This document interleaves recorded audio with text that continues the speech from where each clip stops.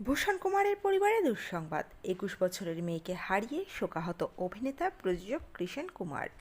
বিস্তারিত থাকছে এই প্রতিবেদনে। তো বন্ধুরা, অবশ্যই সম্পূর্ণ ভিডিওটি দেখুন। চ্যানেলে নতুন থাকলে চ্যানেলটিকে সাবস্ক্রাইব করে পাশে রাখা নোটিফিকেশন আইকনটি অল করে রাখবেন। প্রয়াত টি সিরিজের কর্ণধার ভূষণ কুমারের ভাইঝি তিশা কুমার মাত্র 20 বছর বয়সে প্রাণ হারালেন তিশা। বহুদিনই চিকিৎসার জন্য জার্মানিতে ছিলেন কৃষণ কুমারের মেয়ে তিশা, কিন্তু শেষ রক্ষা হলো না। টি সিরিজের তরফে জানানো হয় যে গতকাল অর্থাৎ 18 জুলাই জার্মানিতে শেষ নিঃশ্বাস ত্যাগ করেছেন তিশা। পাশাপাশি জানানো হয় যে বিগত কয়েকদিন ধরেই ক্যান্সারের সঙ্গে যুদ্ধ করছিলেন তিনি। এবার সেই যুদ্ধ থামল। তার মৃত্যুতে ভেঙে পড়েছে গোটা পরিবার। কুমার পরিবারের এক ঘনিষ্ঠ সংবাদ মাধ্যমে জানিয়েছে যে তিশার বয়স হয়েছিল মাত্র 20। তার ক্যান্সার ধরা পড়ার পরেই তাকে নিয়ে জার্মানি উড়ে গিয়েছিল গোটা পরিবার। সেখানেই বৃহস্পতিবার মৃত্যু হয় তার।